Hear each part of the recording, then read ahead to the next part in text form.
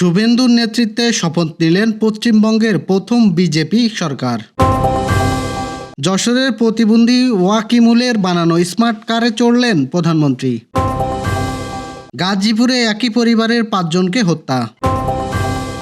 আরেক দফা বাড়ানো হলো সোনার দাম। মোড়েলগঞ্জে বোরো ধানে পচন, ক্ষতিগ্রস্ত কৃষকদের সহায়তার দাবি। কেশবপুরে গোলাম আলী ফকিরের স্মরণে স্মরণ সভা অনুষ্ঠিত। দর্শক, শুনছিলেন দিনের খবরের প্রধান শিরোনাম, এবার বিস্তারিত। তার আগে আমাদের ইউটিউব চ্যানেল সাবস্ক্রাইব করুন এবং সব খবর পেতে ফেসবুক পেজ ফলো করে রাখার পাশাপাশি ওয়েবসাইট ভিজিট করুন। তৃণমূল কংগ্রেসের 1.5 শতকের শাসনের অবসান ঘটিয়ে পশ্চিমবঙ্গের প্রথম বিজেপি সরকারের মুখ্যমন্ত্রী হিসেবে শপথ নিলেন শুভেন্দু অধিকারী। শনিবার স্থানীয় সময় বেলা 11:30টার দিকে কলকাতা ব্রিগেড প্যারেড গ্রাউন্ডে অনুষ্ঠিত শপথ অনুষ্ঠানে দেশটির প্রধানমন্ত্রী নরেন্দ্র মোদী, স্বরাষ্ট্রমন্ত্রী অমিত শাহ উপস্থিত রয়েছেন। আনন্দবাজার লিখেছেন, মন্ত্রী হিসাবে শপথ নিয়েছেন দিলীপ ঘোষ, অগ্নিমিত্রা পাল, অশোক কালিনিয়া, নিশীথ পরমাণিক, ক্ষুদিরাম টুডু। তারা কে কোন দপ্তর সামলাবেন তা এখনো ঘোষণা করা হয়নি। কড়া নিরাপত্তায় আয়োজিত অনুষ্ঠানে মঞ্চে আছেন বিজেপি সর্বভারতীয় সভাপতি নীতিন নবীন, প্রতিরক্ষা মন্ত্রী রাজনাথ সিংহ, আসামের মুখ্যমন্ত্রী হিমন্ত বিশ্ব শর্মা, অন্ধ্রপ্রদেশের মুখ্যমন্ত্রী চন্দ্রবাবু নাইডু, ত্রিপুরার মুখ্যমন্ত্রী মানিক সাহা, দিল্লির মুখ্যমন্ত্রী রেখা গুপ্তা, বিহারের মুখ্যমন্ত্রী সম্রাট চৌধুরী, চিরাগ পাসওয়ান, উত্তরপ্রদেশীয় মুখ্যমন্ত্রী যোগী আদিত্যনাথ, মহারাষ্ট্রের মুখ্যমন্ত্রী দেবেন্দ্র ফাডনাভিস, অগ্নিমিত্রা পাল, মিঠুন চক্রবর্তী সহ কেন্দ্রীয় ও রাজ্য বিজেপি শীর্ষ নেতারা। বিধানসভা নির্বাচনের জয়ী দলের 207 জন জয়ী প্রার্থীর সঙ্গে শুক্রবার বৈঠক করে শুভেন্দুকে পশ্চিমবঙ্গের বিধানসভার পরিষদীয় নেতা ঘোষণা করে বিজেপি নেতা অমিত শাহ। নিয়ম অনুযায়ী সংখ্যাগরিষ্ঠ দলের পরিষদীয় দলনেতায় রাজ্যের মুখ্যমন্ত্রী হন। শারীরিক প্রতিবন্ধকতা যে মেধা ইচ্ছাশক্তির কাছে কোনো বাধা নয় তারই প্রমাণ করেছেন কলেজ ছাত্র ওয়াকিমুল ইসলাম। এবার তার তারুণ্য উদ্ভাবন নিজের হাতে বানানো বিশেষ স্মার্ট কারে চড়ে উৎসাহিত জুগিয়েছেন প্রধানমন্ত্রী তারেক রহমান।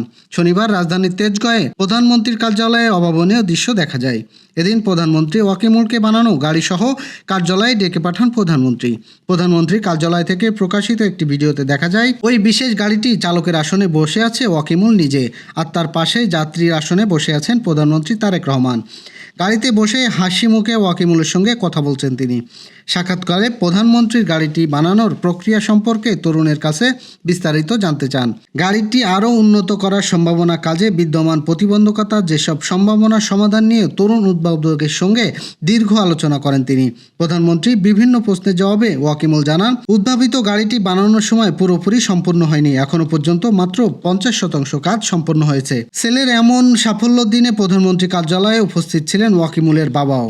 দেশের সরকার প্রধানের কাছে সরাসরি এমন উৎসাহ ও অনুপ্রেরণা পেয়ে উচ্ছ্বাসিত ওয়াকিমুল ও তার বাবা ও পরিবার।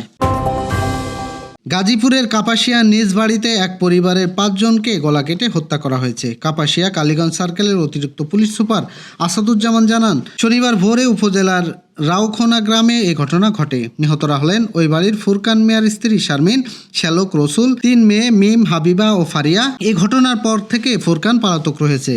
নিহত শারমিনের ভাগ্নি সাকিব জানান, শ্যালক রসুলকে চাকরি দেওয়ার কথা বলে শুক্রবার সন্ধ্যা 7টার দিকে ফোনে ডেকে নিয়ে আসেন দুলাভাই ফুরকান।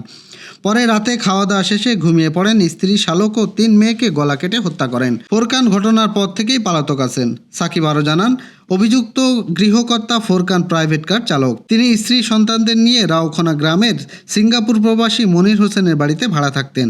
নানা শাহাদত মোল্লাকে সাকিব ফোন করে জানান শারমিন এবং রসুলকে হত্যা করা হয়েছে। পরে সাকিব সকাল 7টার দিকে ওই বাড়িতে এসে ঘরের মেঝেতে রসুল, শারমিন এবং শারমিনের 3 মেয়ের মরদেহ ঘরের মেঝেতে পড়ে থাকতে দেখেন। খবর পেয়ে আশপাশের লোকজন ঘটনাস্থলে ভিড় করেন। একই পরিবারের 5 জনের এই নির্মম মৃত্যুর ঘটনায় এলাকায় শোকের ছায়া নেমে এসেছে।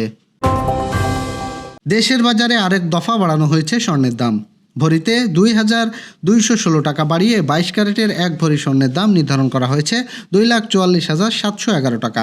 সকাল 10টা থেকে এই নতুন দাম কার্যকর হয়েছে। নতুন দাম অনুযায়ী দেশের বাজারে প্রতি ভরি 22 ক্যারেটের সোনার দাম পড়বে 2,44,711 টাকা।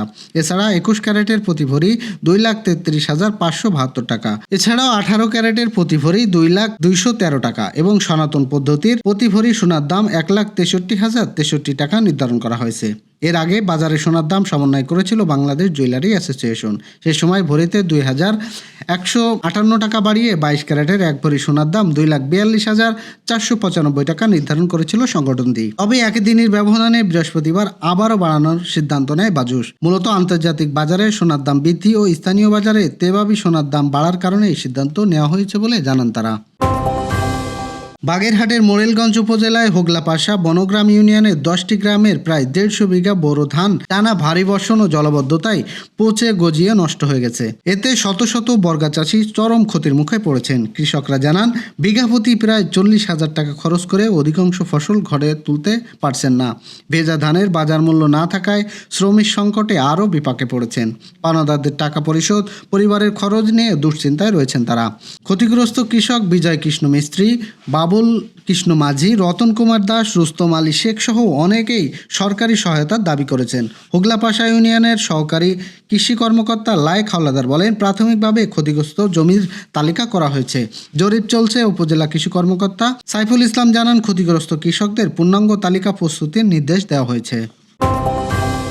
যশোরের কেশবপুরে আধ্যাত্মিক সাধক ও সমাজসেবক গোলাম আলী ফকিরের স্মরণে শুক্রবার সন্ধ্যায় পাজিয়া প্রেস ক্লাব মিলনায়তনে গোলাম আলী ফকিরের স্মৃতি সংসদের আয়োজনে অনুষ্ঠানটি আয়োজন করা হয়। গোলাম ফকির স্মৃতি সংসদের পরিচালক সিদ্দিকুর রহমানের সভাপতিত্বে প্রধান অতিথি হিসেবে বক্তব্য দেন ফকির জালাল উদ্দিন আহমেদ। বিশেষ অতিথি হিসেবে বক্তব্য দেন পাজিয়া ইউনিয়ন বিএনপির সভাপতি মকবুল হোসেন মুকুল, সাধারণ সম্পাদক এম এ হালিম এবং কেশবপুর প্রেস ক্লাবের সাবেক সাধারণ সম্পাদক জয়দেব চক্রবর্তী সহ স্থানীয় গণ্যমান্য ব্যক্তিবর্গ। অনুষ্ঠানে বক্তারা গোলাম আলী ফকিরের আধ্যাত্মিক জীবন ও সেবামূলক কর্মকাণ্ড, মানবিক গুণাবলীর কথা গভীর শ্রদ্ধার সঙ্গে স্মরণ করেন।